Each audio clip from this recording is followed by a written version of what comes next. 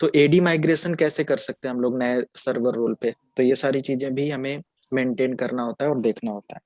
तो हम यहाँ पे अपना जो 2019 सर्वर है इसको भी लॉगिन कर लेते हैं और दोनों एडॉप्टर एक सेम नेटवर्क में कर देते हैं ताकि दोनों सर्वर आपस में कनेक्ट हो जाएं।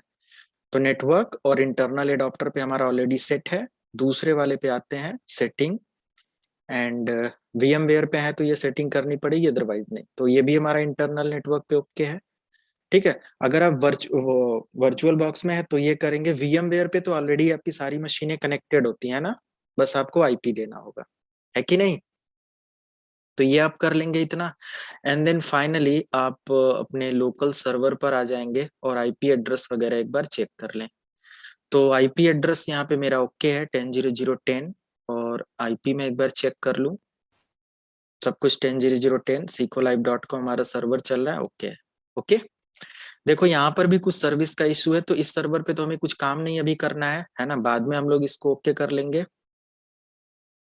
अब हम लोग आ जाते हैं अपने सर्वर पर और इसमें डीवीडी ऐड करते हैं। ओके, एक आप अपना अगर सर्वर माइग्रेशन करना चाहते हैं, जैसे कि कंप्लीट सर्वर कोई माइग्रेट करना चाहते हैं, तो अपने बैकअप को बनाकर वो करेंगे। बैकअप एंड रिकवरी में वो चीज आपको मैं दिखाऊंगा। और उससे पहले जो हम लोगों का कॉन्सेप्ट था कि हाँ, स्टोरेज में आकर अपना विंडोज सर्वर 2019 की डीवीडी ऐड करनी है। एंड एडी माइग्रेशन के लिए अगर आप इधर आ रहे हैं एडी अपग्रेड करने के लिए, तो सिंपल इसको अभी क्लोज करिए। एंड एक चीज और देखना है कि जब भी आप ये सब करो ना, आपका जो एडमिनिस्ट्रेटर यूजर है यानी जिससे लॉगिन हो, वो आपके 3 ग्रुप का मेंबर होना चाहिए। मैं दिखा देता हूँ कौन कौन सा। जैसे कि अभी करेंटली मैं यूजर के कंटेनर में आता हूँ और यहाँ पे हमारा एडमिनिस्ट्रेटर, ओके यही तो है, राइट। अब इस पे डबल क्लिक करके अगर मैं मेंबर में चेक करूँ तो ये डोमेन एडमिन का मेंबर होना चाहिए, स्कीमा एडमिन का मेंबर होना चाहिए और एडमिनिस्ट्रेटर यहाँ पे ये सब चीजें होनी चाहिए। ओके, तो ये आपका 3 एटलीस्ट होना चाहिए। And enterprise domain administrator schema, ये सारी चीजें ओके रहेंगी। ऑलरेडी ये होता है, इसमें अगर कोई चेंजेस अब आपने नहीं किया है तो बाकी कुछ नहीं करना है। ओके, तो ये कोई इशू नहीं था। कल उसको सॉल्व करने के लिए मैंने बहुत सारा आर्टिकल और ये सब चीजें देखा, बट कहीं पे कुछ ऐसा नहीं था कि क्या करे कैसे करे क्या है। ओके, तो अब फाइनली हम लोग यहाँ पे क्या करने वाले हैं, अपना डीवीडी सेम कल की तरह एक्सेस करने वाले हैं। तो डीवीडी मैंने ऐड कर दिया 2019 का। एंड यहाँ से आते हैं command prompt. Command prompt admin level पे ओपन कर लेंगे। एंड यहाँ पे डी डायरेक्टरी के अंदर आ जाएंगे, यही किया था कल। CD सपोर्ट के अंदर आएंगे, CD ADPREP के अंदर आएंगे एंड ADPREP.exe। ओके, इसको सेलेक्ट करेंगे स्लैश एंड फॉरेस्ट, पहले फॉरेस्ट प्रिपेयर करना है एंड एंटर करेंगे। अब यहाँ पे कंट्रोल सॉरी C प्रेस करके एंटर करेंगे। अब देखो कोई इशू नहीं आया। ओके, वेरीफाई कर रहा है सिग्नेचर। पुराना स्कीमा वर्जन हमारा 69 है, नया क्या कर रहा है 88 कर रहा है। और ये बहुत आसानी से अपग्रेड हो जाएगा। तो प्रॉब्लम ये है कि आपका डैशबोर्ड में जब आप चेक करोगे तो ये हेल्थ इशू ओके होना चाहिए, सब कुछ ग्रीन, बाकी कोई सर्विस वगैरह अगर स्टार्ट नहीं है तो स्टार्ट कर लेंगे। कभी अगर ऐसा प्रॉब्लम आता है तो ओके। तो हो गया अपग्रेड यहाँ पे।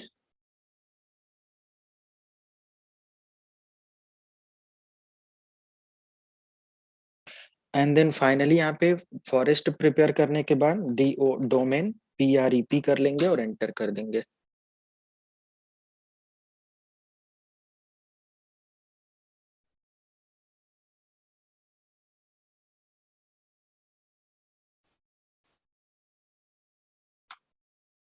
ओके, तो ADPREP हमारा सक्सेसफुली यहाँ पे आ जाएगा। स्पेलिंग गलत हो गया था, ठीक है। दो कॉन्सेप्ट बस आसानी से आप कर लेंगे।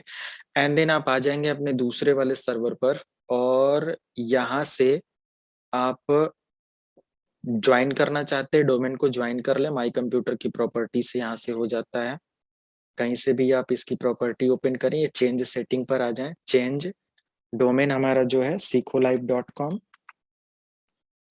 बट मैंने शायद आईपी वगैरह नहीं इसका सेट किया है, तो चेक कर लेते हैं।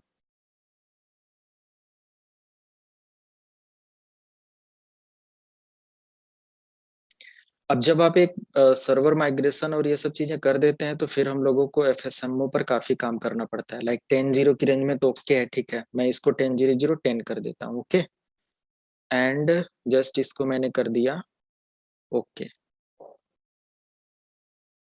ठीक है। और फाइनली अब हम लोग ट्राई करते हैं यहाँ पे sequelive.com को, ठीक है, वेरीफाई हो गया and password okay. Okay, computer name यहाँ पे कह रहा है, नेट बायोस नेम जो है दोनों का सिमिलर हो गया, यानी कंप्यूटर नेम यहाँ पे आपको चेक करना पड़ेगा, दोनों का सिमिलर नहीं होना चाहिए। तो कंप्यूटर नेम सेम है तो फाइनली हमें इसको रीनेम करना पड़ेगा। तो मैं इस सर्वर को बंद कर देता हूँ, एक दूसरा सर्वर मैंने ढेर सारे सर्वर इंस्टॉल कर रखा है तो मैं एक दूसरा सर्वर यहाँ पे ऑन कर लेता हूँ। या फाइनली मैंने यहाँ पे नेट बायोस नेम यानी दोनों कंप्यूटर नेम सिमिलर नहीं होना चाहिए ना, तो मैं दूसरा मशीन हमारे पास है, लाइव कर लेते हैं, कोई इशू नहीं। ओके,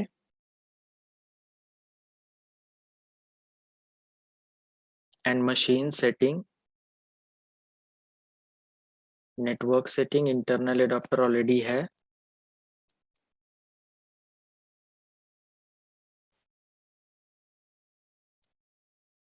ओके, सो लॉगिन करते हैं इस सर्वर को, ये हमारा दूसरा सर्वर है तो कंप्यूटर नेम चेंज होगा, नेट बायोस वेरी नहीं करेगा, कन्फ्लिक्ट नहीं करेगा।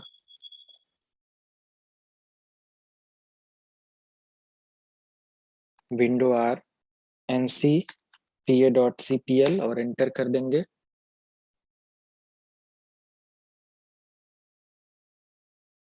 आईपी एड्रेस एक बार चेक कर लेते हैं अपने सर्वर की रेंज में है कि नहीं।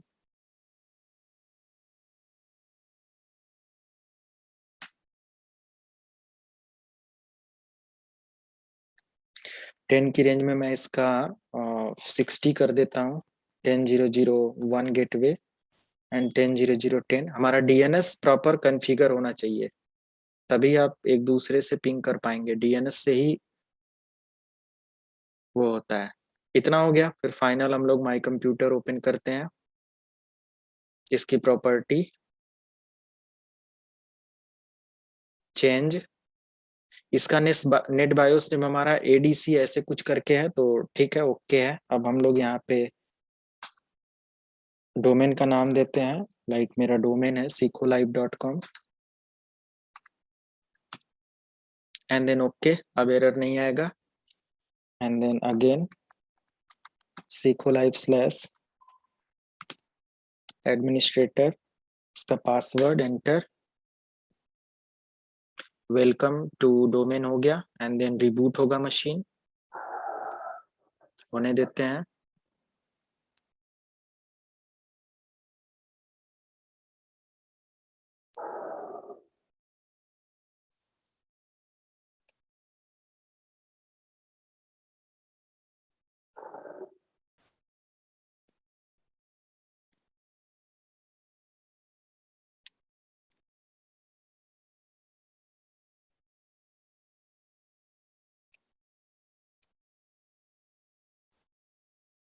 ओके हो गया, देन फाइनली लॉगिन करते हैं।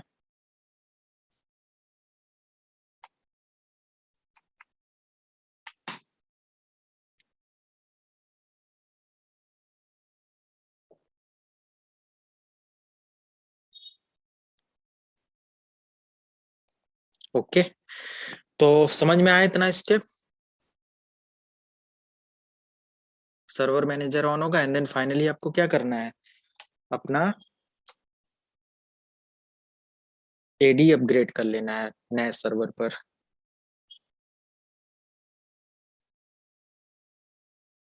सो अगेन मैं एक बार डीएनएस वेरिफिकेशन कर लेता हूँ, ठीक है, ओके है, क्लोज कर दिया एंड देन फाइनली अपडेट अभी रिफ्रेश हो रहा है, सर्वर डैशबोर्ड हो गया, ऐड करते हैं। सर्वर हेल्थ में देखो ये चीजें काफी मतलब आपको सपोर्ट करेंगी प्रॉपर सर्वर पर काम करने में। जैसे यहाँ पे देखो कुछ सर्विसेज अभी फेल दिखा रहा है लोकल सर्वर पे। ऐसे वैसे इतनी इंपॉर्टेंट ये सर्विसेज नहीं होती हैं जो कि हमें इनको मेंटेन करना ही करना है, बट हाँ अगर माइग्रेशन या कुछ ऐसा कर रहे हैं तो सब तरफ प्रॉपर तरीके से काम करना चाहिए। तो मैंने रिफ्रेश कर दिया। इवेंट का कोई इशू नहीं है। इवेंट मतलब होता है कि कुछ प्रॉब्लम थी उससे रिलेटेड ही है। पूरा इवेंट व्यूवर आपको पढ़ाया जाएगा कैसे क्या होता है। एक तरीके का मॉनिटरिंग टूल है ना बाय डिफॉल्ट। तो सिंपल हो गया मेरा। ऐड रोल एंड सर्विसेज पे आते हैं, नेक्स्ट करते हैं, and active directory domain services role को सेलेक्ट करते हैं, then finally add, next and install. बाकी तो आपको पता ही है, एडीसी इसको क्रिएट कर देना है। तो जब भी आप अपने ओल्डर सर्वर का एक तरीके का एडी रोल माइग्रेट करते हो कहीं पर भी या न्यूअर सर्वर में, मैंने ओल्डर सर्वर 2012 रखा है, स्कीमा को अपडेट कर दिया, हमारे नए सर्वर के अकॉर्डिंग स्कीमा हो गया, फिर ये मेंटेन करेगा। अब जरूरत होती है कि स्कीमा को अपग्रेड क्यों करना पड़ा। 69 हमारा 2012 R2 में था, तो मुझे उसको 89 सॉरी 88 और 89 करना पड़ा, क्यों ऐसा। तो रीजन यही है कि हमें सबसे पहले अपने सर्वर पर इनके जो भी पॉलिसीज होती हैं या इनका जो ग्लोबल कैटलॉग डेटाबेस होता है एक दूसरे से माइग्रेट तभी करता है या अपने इंफॉर्मेशन को ट्रांसफर तभी होने देता है जब दोनों का जो एट्रीब्यूट एंड जो भी इनका कॉन्फ़िगरेशन है वो सेम होगा स्कीमा का। ओके, तो इसके लिए हमें समझना पड़ेगा प्रॉपर एफएसएमओ रोल कि हमारा स्कीमा क्यों इस तरीके से अपग्रेड करना पड़ता है। तो कंप्लीट एक तरीके का बोल सकते हैं कि हमारा एफएसएमओ रोल का पार्ट है स्कीमा। और मैं उसको अभी पूरा प्रॉपर तरीके से आप लोगों को बता देता हूँ। कल किसी ने क्वेरी भी किया था एफएसएमओ से रिलेटेड, तो हाँ अभी सर, मैं मैंने किया है। तो अभी मैं बता देता हूँ कि क्या क्या इसकी एफएसएमओ में होता है। क्योंकि जब भी आप एक नए सर्वर में ये माइग्रेट करेंगे तो मैं आपको दिखा देता हूँ कि ओल्डर सर्वर में अगर आप, ठीक है, अभी अगर हम लोग आते हैं active directory user and computer, आप देख रहे हो यहाँ पे, अगर मैं इस पे आ जाऊं तो अभी कंप्लीट जो हमारा स्कीमा अपडेट और सारी चीजें हैं, आप अगर देखोगे ऑपरेशन मास्टर रोल, तो हमारा किसके पास है, हमारे सर्वर के पास है। इसमें आरआईडी पीडीसी इंफ्रास्ट्रक्चर बहुत सारी चीजें होती हैं। प्लस अगर आप एडमिनिस्ट्रेटिव सेंटर में आएंगे तो वहां पे आपको डीएनएम एंड स्कीमा अपडेट देखने को मिलेगा। तो वो भी मैं आपको दिखा रहा हूँ। पहले ये हमारा हो जाए, इंस्टॉलेशन स्टार्ट कर दूं, एंड देन एफएसएमओ रोल पर आते हैं। हेलो सर, अभी जो अपग्रेड करते हैं 12 हम्म से 16 या 19 पे जिसमें, हम्म। तो उसमें अभी अपग्रेड करने के बाद जो भी सर्वर में यूजर्स या हाँ ये सर्विसेज कौन यहाँ से पे भी है आएंगे पॉलिसी, नहीं नहीं एडी। पॉलिसी और सर पॉलिसीज मतलब अपना ये रोल और यूजर जो भी क्रिएट किए होंगे, मतलब 2012 में अभी अपग्रेड कर रहे हैं 16 में, तो 16 में अपग्रेड करने के बाद सेम वैसे ही है, ये रहेगा यूजर्स और रोल्स। वही मैं कह रहा हूँ कि एडी में जो ये यहाँ पे है ना डेटा, ये आपको यहाँ पे मिलेगा, ठीक है। Okay. Promote this server to a domain controller, additional domain में मिलता था ना, मैंने आपको बता रखा है। एडी जब आप बनाते हो किसी भी प्राइमरी सर्वर का तो मिलता है ना। तो यहाँ पे हाँ। ये जो एरर आएगा डायरेक्ट, अगर आप इसको सेलेक्ट करके ओके कर देंगे तो इस तरीके से एरर आएगा। इसका प्रॉब्लम ये है कि आप अकाउंट वेरिफिकेशन करा लें, ऑथेंटिकेशन करा लें, तो यहाँ पे चेंज सेक्शन पे आप क्लिक करेंगे और यहाँ से अपने डोमेन का ऑथेंटिकेशन दे देंगे, तो इस तरीके का एरर नहीं आएगा। फाइनली हो गया, एंड देन नेक्स्ट करिए। अब देखिए यहाँ पे एरर आता है कि नहीं।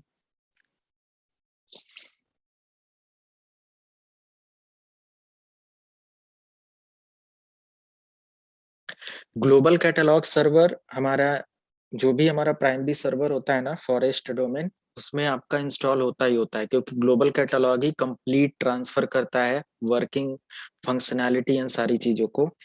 एफएसएमओ में यही चीज आपको समझ में आएगा अभी।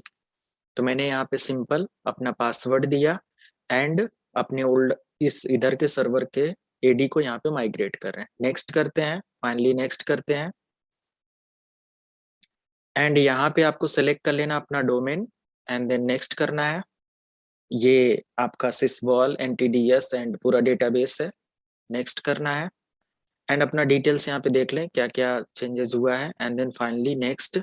अब यही एक लास्ट ऑप्शन है, अगर कोई इशू नहीं होगा तो फाइनली प्रीरिक्विजिट ग्रीन हो जाएगा, चेक हो जाएगा सक्सेसफुली एंड देन आप इंस्टॉल कर देंगे। तो ये तो सिंपल आपने एडी को ट्रांसफर कर दिया अपने नए सर्वर में, ओके एंड देन इंस्टॉल तो सक्सेसफुली हो गया। सिंपल समझो कि आप एक एडिशनल डोमेन कंट्रोलर यानी कि एक बैकअप डोमेन कंट्रोलर इंस्टॉल कर रहे हो, शैडो डोमेन। अब इधर आपका आ गया, अभी मैं दिखा दूंगा कि यहाँ पे जो ये यूजर वन एचआर ग्रुप ऐसे कुछ बना हुआ है, ये यहाँ पर भी हमारा अपग्रेड होके आएगा क्योंकि मैं एक एडी इंस्टॉल कर रहा हूँ। ओके, सो फाइनली हमारा जो ये सर्वर एडी माइग्रेशन हमने देखा, इसमें एक चीज हमें समझना पड़ेगा कि एफएसएमओ रोल माइग्रेशन तो ठीक है स्टेप बाय स्टेप। अभी ये जो कमांड्स जो मैंने 4 लाइन का ये टाइप किया था, डीबीडी ऐड करने के बाद अगर चाहिए तो मैं भेज दूंगा, ठीक है। और उसके बाद यहाँ पे FSMO role, FSMO role stand, देखो एफएसएमओ स्टैंड फॉर होता है flexible single master operation role, okay. अभी ये करता क्या है एफएसएमओ, इसको बोला जाता है master role, operation master role, यानी कि आपके डोमेन फॉरेस्ट में जितना भी ऑपरेशन हो रहा है उसका ये मास्टर है, ओके। एक नाम से ही हम अभी आइडेंटिफाई कर रहे हैं, टेक्निकल डेफिनेशन नहीं है ये, हमारे यहाँ पे नाम से कहने का मतलब ये है कि जो भी ऑपरेशन आपके डोमेन फॉरेस्ट में है सब कुछ को मेंटेन और मैनेज करने का काम ये करता है, ओके। यानी कि FSMO helps to prevent conflict in your AD, किसी भी तरीके का रीनेमिंग है ना, सेम एसआईडी, इन सब चीजों से जो भी कन्फ्लिक्शन होता है सेम। आपने देखा कि अभी हमारा जब हम एक सर्वर पर काम कर रहे थे और उसका जो भी हमारा नेट बायोस नेम सेम था तो तुरंत उसने हमारा मतलब हमारा जो सर्वर था तुरंत बता दिया कि हमारा नेट बायोस नेम मैच कर रहा है, उसको चेंज करो, है ना। तो मैंने दूसरा सर्वर इंस्टॉल किया, नेट बायोस नेम यानी कंप्यूटर नेम चेंज था, तो ये हो गया। तो कहीं ना कहीं कंफ्लिक्ट हुआ तो तुरंत हमें एक एरर मिला। Concept clear. तो एफएसएमओ रोल क्या करता है, इन सब चीजों से आपके डोमेन इन्वायरमेंट को, डोमेन फॉरेस्ट को प्रोटेक्ट करता है और मेंटेन करता है, यानी कंप्लीट ऑपरेशन करने का ये काम कर रहा होता है। ग्लोबल कैटलॉग जो होता है ना, हमारे प्राइमरी डोमेन कंट्रोलर यानी फॉरेस्ट रूट पर इंस्टॉल हो जाता है। जब भी आप एक नया डोमेन या डीसी क्रिएट करते हो उसमें आप देखेंगे बाय डिफॉल्ट ग्लोबल कैटलॉग आपका इंस्टॉल होता है ऑलरेडी। अगर आप सर्वर पर चेक करते हो, मैं यहाँ पे दिखाऊं तो डोमेन कंट्रोलर में अभी हमारे पास एक एडीसी है एक डीसी है, ओके, दोनों ग्लोबल कैटलॉग हैं, ओके। तो जब भी आप एक डीसी, ये मेरा सर्वर है, एडीसी जो अभी मैंने इंस्टॉल किया वो दोनों सर्वर यहाँ पे अपडेट में आ गए।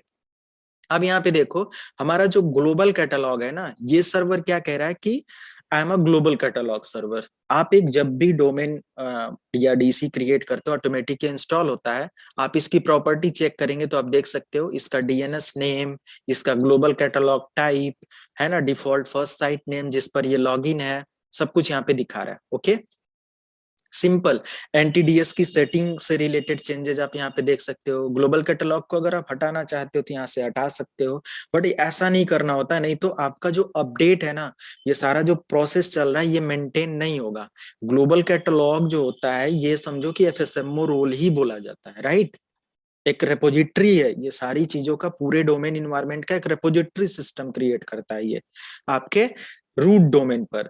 तो ग्लोबल कैटलॉग को पहली बात तो अनचेक नहीं करना, अदरवाइज फंक्शनैलिटी में प्रॉब्लम होगा एंड जस्ट आप इसको क्लोज कर देंगे। आप दूसरा वाला सर्वर देखो, इसको भी मैंने ग्लोबल कैटलॉग बना रखा है, ओके, इंस्टॉलेशन, क्योंकि एडिशनल डोमेन ये भी मैंने इंस्टॉल किया है। तो ये पूरा का पूरा मेंटेन होगा डोमेन इन्वायरमेंट। अभी देखो नेट बायोस नेम से तो आपने पता ही कर लिया कि ठीक है कन्फ्लिक्शन को अवॉइड कर रहा है, प्लस इसका और क्या क्या काम है, एफएसएमओ रोल का और क्या क्या काम है मैं दिखाता हूँ। यहाँ पे एक रिजल्ट आपको दिखा दूं, अभी क्वेरी किया था ना किसी ने कि हमारा यूजर डेटाबेस आएगा कि नहीं, एडी डेटाबेस। तो लेट मी शो यू। मेरा यहाँ पे यूजर इन्वायरमेंट में एक यूजर वेरीफाई कर लो, यूजर वन एचआर ग्रुप दो, बाकी और भी इसमें मैंने ऐड किया हुआ है कुछ ऐसे, डीएनएस एडमिन या बहुत सारे होंगे। तो लॉगिन हो गया हमारा सर्वर, फाइनली ऑन हो जाए, window rncpa.cpl। And DNS verification कर लेते हैं।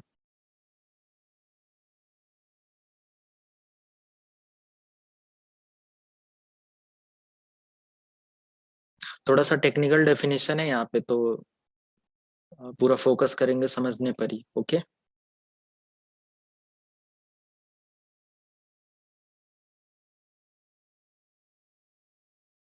ओके, सब कुछ ओके है, कोई दिक्कत नहीं। आईपी वगैरह भी हम लोगों का ओके है। Close, close, okay. And then अगर मैं यहाँ पे टूल्स के अंदर आता हूँ, active directory users and computers पर आता हूँ, आप यहाँ पे देख सकते हो हमारा यूजर इन्वायरमेंट यूजर 1 है, एचआर ग्रुप है। ओके, तो ये हमारा पूरा का पूरा एक एडी माइग्रेशन है ओल्डर टू न्यूअर सर्वर में। ठीक है, इसको एज इट इज रहने देते हैं। और अगर आप इस सर्वर से पूछो कि तुम्हारा ऑपरेशन मास्टर रोल कौन है ना, यानी कि पूरा का पूरा जो ग्लोबल कैटलॉग अथॉरिटी है अपडेट को लेकर, डोमेन इन्वायरमेंट में किसी भी तरीके के चेंजेस को लेकर, वो कौन है, तो इसका भी आप यहाँ पे राइट क्लिक कर सकते हो, ऑपरेशन मास्टर रोल में देख सकते हो कौन है अभी। DC01 है ना। RID भी वही है, PDC भी वही है, इंफ्रास्ट्रक्चर भी वही है। ये है क्या सारी चीजें, थोड़ा सा और डिटेल्स में आते हैं। तो ग्लोबल FSMO रोल स्टैंड मतलब समझ सकते हो, ग्लोबल कैटलॉग सर्वर, जो कि पूरा का पूरा देख रेख कर रहा है हर एक अपडेट और हर चीज को लेकर। दूसरा, a global catalogue is a distributed data storage that is stored in a domain controller. क्या कह रहा है कि ये डोमेन कंट्रोलर में स्टोर्ड होता है ना। कंप्लीट ग्लोबल कैटलॉग एक रेपोजिटरी सिस्टम, इसलिए मैंने बोला। Also known as global catalogue server, आपका यही जो DC सर्वर है ना, वही ग्लोबल कैटलॉग सर्वर भी बोला जाता है। And it is used for faster searching. आपने देखा अभी कि मैंने जैसे ही सेम नेट बायोस से कमांड प्रॉम्प्ट ऐड किया, तुरंत उसने ग्लोबल कैटलॉग के थ्रू पता किया कि हमारे सामने वाले सर्वर का भी हमारा सेम नेम है, तो उसने तुरंत वहां पे रिस्ट्रिक्शंस या कन्फ्लिक्शन को अवॉइड कर दिया, सॉरी ब्लॉक कर दिया, और बोला कि कन्फ्लिक्ट हो रहा है यहाँ पे डेटा। दूसरी चीज, it provides a searchable catalogue of all object in every domain in a multi domain active directory domain services. कह रहा है जो भी आपके एक्टिव डायरेक्टरी पूरा का पूरा ट्री मैंने जो समझाया था, ट्री एंड डोमेन फॉरेस्ट, कहीं पर कोई भी तरीके का चेंजेस होगा, ग्लोबल कैटलॉग उस अपडेट को एक दूसरे सर्वर के साथ क्या करेगा, वेरी करेगा। Manage tree domain, forest domain, ये सारे डोमेन को क्या करता है, अपडेट से रिलेटेड एंड चेंजेस से रिलेटेड मैनेज करता है। अब मान लिया कि आप एक नया CDC इंस्टॉल करते हो या नया ब्रांच सर्वर इंस्टॉल करते हो, उससे रिलेटेड जब आप इंस्टॉलेशन स्टार्ट करते हो ना, जैसे कि मेरा मेन सर्वर है सीखोलाइव.com, आप देखो यहाँ पे मेरा जो प्राइमरी सर्वर है ये वाला, एक मिनट, ये वाला, ये हमारा सीखोलाइव.com है। मैंने एक एडिशनल डोमेन यहाँ पे इंस्टॉल किया, तो ये एक दूसरे को जो अपडेट दिया है ना with the help of global catalogue and FSMO role, तो ये सारा मेंटेन करने का काम कर रहा है। FSMO का जो डेटा होता है ना, ये कहाँ पे स्टोर होता है, सी विंडोज स्कीमा के अंदर स्टोर होता है। यानी कि बोल सकते हैं आपका स्कीमा ही आपका ग्लोबल कैटलॉग सर्वर है।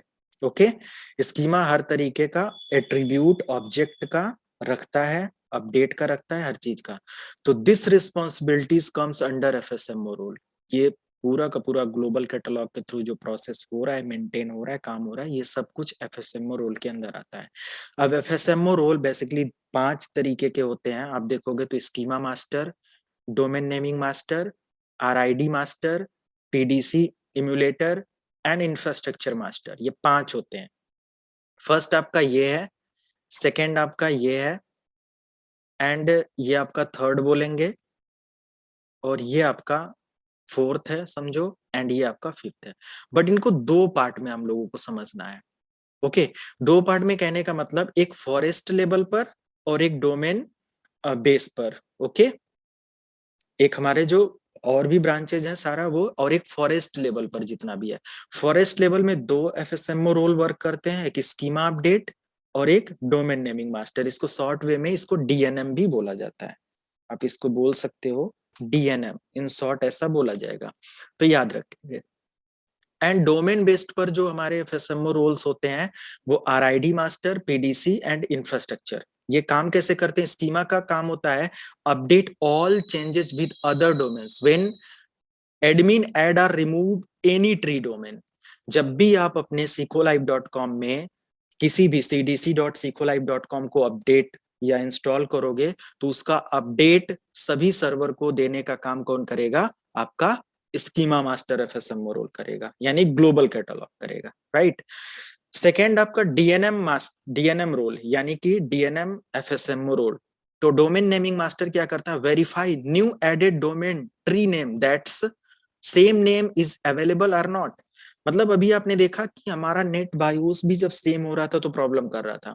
आप जैसे हमारी एक वेबसाइट चलती है secolib.com, ये मेरा ग्लोबल लेवल पर रजिस्टर है ना, यानी कि हमारा एक डीएनएम, यानी कि जो भी हमारा समझो कि एक डेटाबेस होगा जो आईना एरिन आईकैन कंट्रोल करते हैं, इंटरनेट अथॉरिटीज हैं जिनके पास, ये रजिस्टर करते हैं हमारे नेम और नंबर्स को, यानी आईपी और नेम को। तो इनके पास ये रजिस्टर हो गया हमारा सर्वर। अगर आप चाहोगे secolib.com इंस्टॉल करना, अपडेट मतलब उस पे ग्लोबल लेवल पे काम करना, तो क्या कर पाओगे? नहीं कर पाओगे ना, क्योंकि सेम वेबसाइट वो रजिस्टर ही नहीं होगी, बोलेगा ये डोमेन बिक चुका है। तो जब आप एक डोमेन इंस्टॉल करते हो, मान लिया कि फॉर एग्जांपल मैं यहाँ पे पेंट की स्क्रीन पर लेकर चलता हूँ, मैंने एक सर्वर इंस्टॉल किया हुआ है जिसका नाम है, थोड़ा सा समझिएगा, secolib.com। इसका आपने एक सीडीसी इंस्टॉल किया, cdc1.secolib.com, ये दूसरी ब्रांच थी, क्लियर। अब ये आपने बना दिया यहाँ पे cdc1, ये हमारा एक दूसरा ब्रांच है, ट्री डोमेन है। अब एक और आप यहाँ पे ट्री डोमेन इंस्टॉल करते हो दूसरी लोकेशन पर, ये साइट ए हो गया, सॉरी साइट ए, और ये आपका साइट बी हो गया। यहाँ पे आपने इंस्टॉल किया और यहाँ पे नाम आपने दिया cdc1.secolib.com। तो तुरंत हमारा यहाँ पे डीएनएम जो एफएसएमओ रोल है हमारे रूट या फॉरेस्ट डोमेन के पास, इसीलिए ये फॉरेस्ट डोमेन पर ये काम करता है। ये दो रोल आपका स्कीमा, स्कीमा एंड डीएनएम।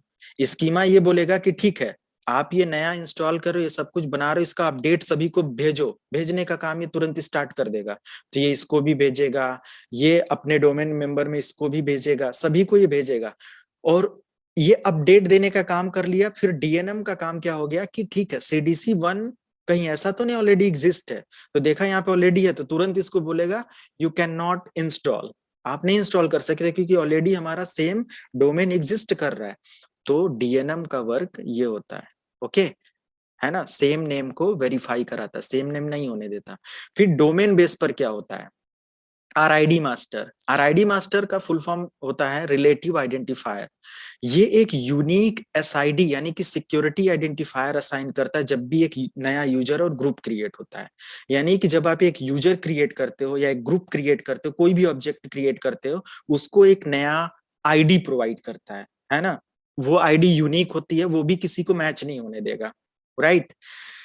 दूसरी चीज पीडीसी एमुलेटर का काम होता है, primary domain controller update all domain tree and clients regarding password based changes for user groups और any object and also PDC sync clock with DC server clock. Okay, क्या क्या कहा इसने कि जो पीडीसी एमुलेटर है ये क्या करेगा, अगर किसी भी तरीके का चेंजेस होता है हमारे यूजर ग्रुप के पासवर्ड को लेकर, तो उसका पूरा अपडेट ये सारे डोमेन को खबर दे देगा या सारे डोमेन को इन्फॉर्म कर देगा। और इतना ही नहीं, बल्कि ये हमारे जो क्लॉक का डेटा है ना, जो हमारा मेन सर्वर यानी कि जो डीसी पर जो डेट और टाइम होगा, उसी के अकॉर्डिंग सभी का डेट और टाइम सिंक कर देगा ये, है ना। तो ये हमारा पीडीसी का काम होता है। क्लियर है सभी को? तो ये इस तरीके के जो भी आपके डोमेन इन्वायरमेंट में अपडेट होते हैं उसको मेंटेन करने का काम करता है। नेक्स्ट वन आपका इंफ्रास्ट्रक्चर मास्टर रोल होता है। इंफ्रास्ट्रक्चर मास्टर रोल क्या करता है कि share one domain information to other domain related trust based update.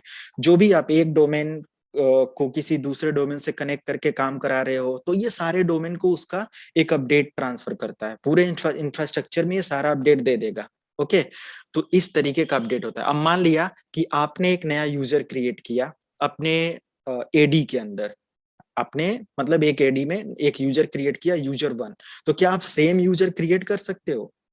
नहीं ना। तो एक एक यूनिक आइडेंटिफाई करा रहा है, प्लस इनका क्लॉक सिंक्रोनाइज करा रहा है, ये सारे रोल मिलकर यही काम करते हैं। ओके, अब मान लिया कि आप इन दोनों सर्वर में मुझे ये बताओ कि हमारे पास जो ये दो सर्वर थे, इसके पास अथॉरिटी क्या है?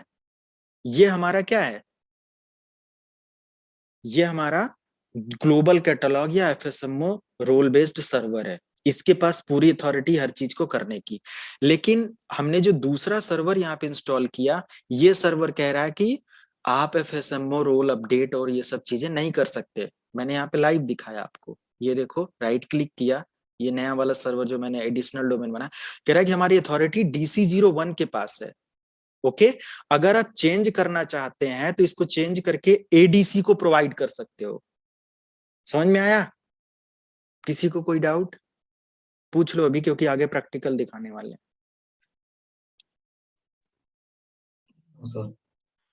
थोड़ा सा टेक्निकली है, समझिएगा। जब हम सर्वर म्यूट कर दें।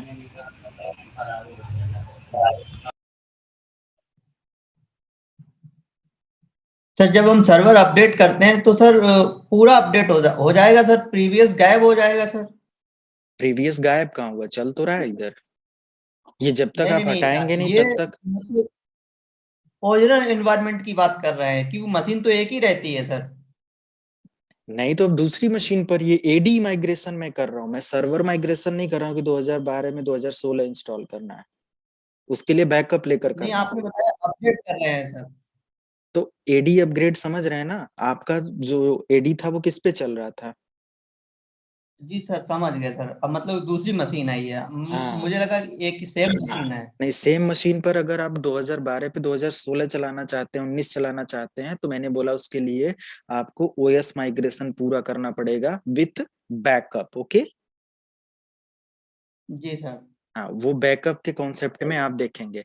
बट उसमें भी आपको एक दूसरा सर्वर चाहिए होगा, ताकि आप प्रॉपर तरीके से एफएसएमओ का रिस्पॉन्सिबिलिटी रोल अपने नए अपग्रेडेड सर्वर को समझा सकें, जो कि मैं यहाँ पे कर रहा हूँ वही। ओके, जी सर। ये एक मशीन पे आप करें या दूसरी मशीन पर एडी का, बट रिस्पॉन्सिबिलिटी तो समझाना पड़ेगा।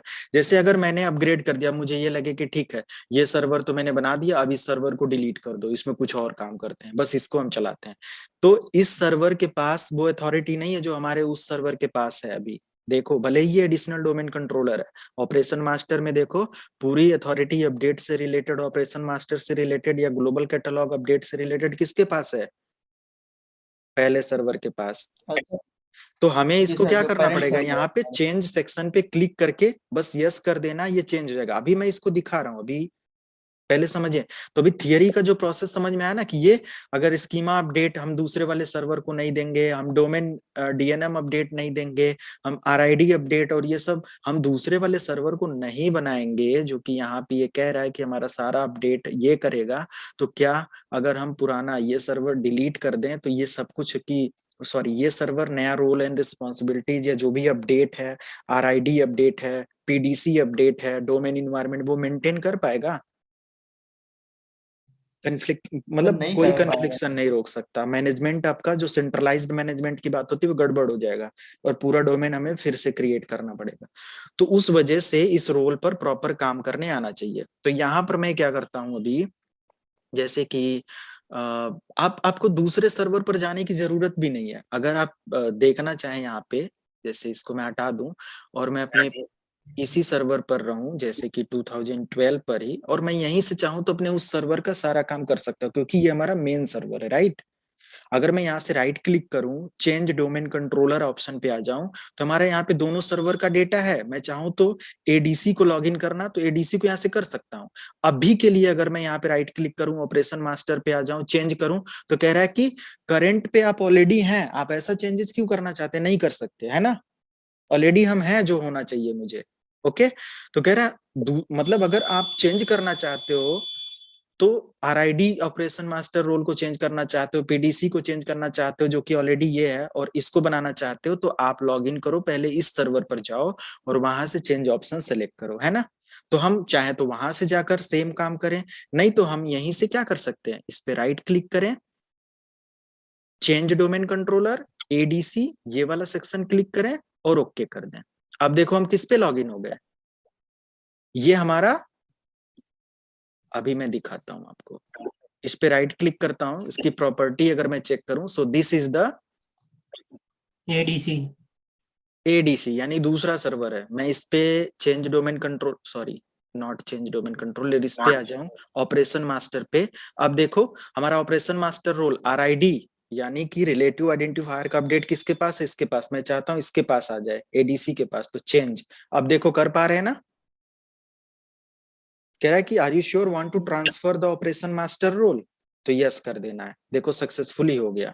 ओके, अभी हमारा अपडेट हो गया, यानी कि आरआईडी अपडेट जो भी हमारे डोमेन इन्वायरमेंट में होगा वो कौन करेगा, एडीसी। अब हमारा जो दूसरा मेंबर सर्वर था वो करेगा। Concept clear?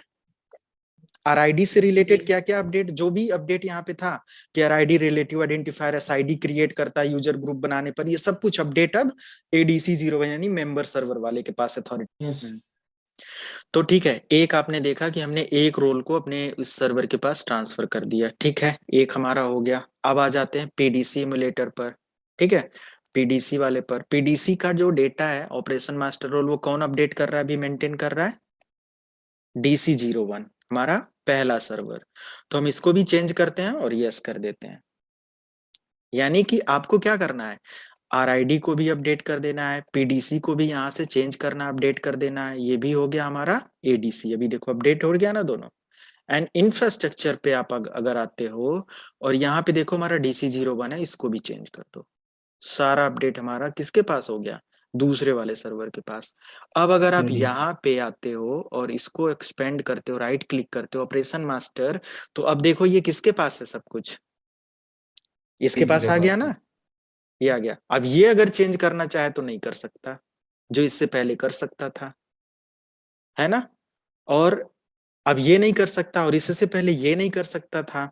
तो अब अगर इसके डोमेन कंट्रोलर में लॉजिकली आप एक्सेस कर सकते हो, आप सेंट्रलाइज मैनेजमेंट का यही तो मतलब होता है। आप एडी क्यों इंस्टॉल किए, ताकि आप आपके सर्वर जहां जहां भी हैं आपके रूट डोमेन से कनेक्टेड हैं, आपका मेन सर्वर आपके पास है, तो इससे कोई भी सर्वर को आप मेंटेन कर सकते हो, मैनेज कर सकते हो, राइट। तो आप यहां से क्या कर सकते हो, अपने दूसरे डोमेन कंट्रोलर पर, यानी कि अभी तो आप दूसरे पर ऑलरेडी हैं, आप चेंज डोमेन कंट्रोलर करके अपने डीसी 01 पर आ सकते हैं। डीसी 01 पर आ जाइए एंड अब आप ट्राई करो change domain controller, sorry operation master role, and change करो, तो अब आप कर सकते हो इधर। तो ये आप इधर से उधर ट्रांसफर कर दिए हो या उधर से इधर, ये आपके ऊपर डिपेंड करता है किस सर्वर के पास आप ये जो एफएसएमओ रोल की रिस्पॉन्सिबिलिटी है, अपडेट है, ये सब चीजें देना चाहते हो। तो तीन तो आपने देख लिया, एक आरआईडी, एक पीडीसी, एक इंफ्रास्ट्रक्चर। बाकी आपका जो अपडेट आता है वो यहाँ पे कहाँ पे मेंटेन होगा, सी ट्रांसफर डीएनएम। डीएनएम अगर ट्रांसफर करना चाहते हैं, ये तो आपने देख लिया। अगर DNM domain naming master transfer करना चाहते हैं तो आपको active directory domain and trust में आना पड़ेगा, और डोमेन एंड ट्रस्ट में आने के पास जिसको भी आप डीएनएम बनाना चाहते हैं वहां पे करेंगे। उसके बाद आप पूरा काम करेंगे। तो डीएनएम को ट्रांसफर करने के लिए, ठीक है, आप अब तो कर ही लेंगे सारा चीज। मैं एक बार यहाँ पे आ जाता हूँ अपने, और सर पूछना था, हाँ अभी जो आप ये मास्टर जो रोल्स है अभी ये कर रहे हैं, तो अपना डीसी से एडीसी पे कर रहे हैं, तो अभी हाँ एडीसी के पास सब वो रोल अथॉरिटी, अथॉरिटी दे दी है उनको, हाँ तो ये डीसी कुछ नहीं कर सकता है क्या उसमें? नहीं, अब डीसी अपडेट नहीं सेंड करेगा। अगर कोई यूजर नया बनता है उसका अपडेट तो सारे डोमेन एडीसी में से है सब कुछ, वो एडीसी। दूसरा जिसको आपने दिया आरआईडी अपडेट, है ना, आरआईडी अब ये बन गया। हाँ तो यही तो आपके यूजर ग्रुप्स का जो भी एसआईडी डिटेल्स था वो अपडेट देता था सबको, चेंज हुआ है क्या हुआ, हम्म। तो ये काम करने लगा। ओके, अब इसके पास तो अथॉरिटी नहीं है। मतलब ये टेम्पर अपना चेंजेस कर सकता है, ऐसा हाँ इधर कर से उधर सकते हैं। कर सकते हैं। हम्म, और समझो ना डीसी डाउन हो गया, हम्म। तो उसके बाद ये अथॉरिटी मतलब तो उसमें चेंज कर सकते हैं क्या वो टाइम पे डाउन होने नहीं, के बाद? अवेलेबल होना चाहिए ना, अवेलेबल नहीं होगा तो अवेलेबल नहीं कहाँ है। वो सिंक करेगा, ठीक है। ओके चलो डीएनएम पर आते हैं। डीएनएम के लिए भी हमें सेम प्रोसेस यूज करना है, active directory domain and trust में आना है। तो टूल्स के अंदर active directory domain and trust पे आप आ जाते हो, एंड अब आप यहाँ पे चेक करो तो कोई भी अपडेट यहाँ पे नहीं मिलेगा और कुछ भी यहाँ पे कुछ नहीं मिलता। तो अब जस्ट यहाँ active directory domain and trust पे राइट क्लिक करते हो। अब देखो ऑपरेशन मास्टर रोल, अब इसके पास डीएनएम आ गया ना यहाँ पे। डीएनएम कौन है अभी? DC01 है ना। अभी आपने 3 मतलब डोमेन लेवल पर आपने किया, अभी फॉरेस्ट लेवल पर स्कीमा अपडेट नहीं किया है, एफएसएमओ रोल को ट्रांसफर नहीं किया है। तो यहाँ पे एक अब हम लोग यहाँ से चेंजेस कर सकते हैं। अगर मैं यहाँ पे चेंज करता हूं तो ये क्या कह रहा है कि are you sure want to transfer the operation master role. अगर मैं यहाँ पे यस कर दूं तो अभी किसके पास आ गया? चला गया ना हमारे दूसरे सर्वर पर। Yes sir. ओके, तो इधर भी हो गया हमारा अपडेट फाइनली। ओके, एंड दूसरी चीज, अगर मैं दोबारा से यहाँ पे आके ऑपरेशन मास्टर रोल चेंज करता हूं तो ये क्या कह रहा है? आपको दोबारा इसके अंदर चेंज करने के लिए क्या करना पड़ेगा, मैंने बता रखा है। Change change active directory domain controller, है ना। ठीक है, आपने 4 ऑपरेशन मास्टर रोल आपने ट्रांसफर कर दिया। अब आपका आता है फाइनली स्कीमा अपडेट या स्कीमा ट्रांसफर, जो कि बहुत इंपॉर्टेंट है, थोड़ा सा लंबा प्रोसेस जाएगा ये। तो स्कीमा के लिए सबसे पहले आपको क्या करना पड़ेगा, अपने ओल्डर सर्वर पर, जैसे कि हमारा सर्वर है, इसमें हमें क्या करना पड़ेगा, विंडो आर और यहाँ पे MMC टाइप करो और एंटर करो। आप जब भी ये फर्स्ट टाइम करेंगे और यहाँ से फाइल पे आएंगे, ऐड एंड रिमूव स्नैप इन पे करेंगे, तो आपको ये ऑप्शन देखने को नहीं मिलेगा, एक्टिव डायरेक्टरी स्कीमा नहीं मिलेगा। जैसे ये वाला जो देखोगे ना, आपको ये नहीं मिलेगा, आपको active directory sites, domain trust और यूजर मिलेगा। तो ये लाने के लिए आप ये कमांड नोट कर लो, आप टाइप करोगे REGSVR32 स्पेस SCHM-MGMT.dll, ये नोट कर सकते हो आप, ताकि आप एक्टिव डायरेक्टरी स्कीमा यहाँ पे लेकर आ सकें। हो गया?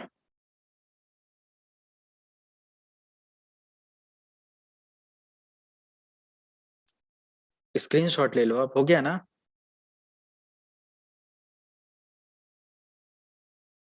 One second sir.